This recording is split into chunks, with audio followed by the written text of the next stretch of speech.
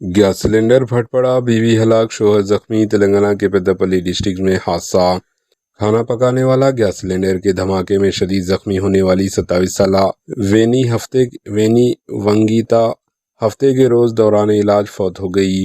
Peddapalli district के Godavari Khani two town police station limits में वाक़ महाकवि पूतम कॉलोनी में रहने वाले सिंगरेनी एम्प्लॉय वसंत और इनकी अहलिया इस महीने की 2 तारीख को गैस सिलेंडर फटने के बाद शदीद जख्मी हो गए थे।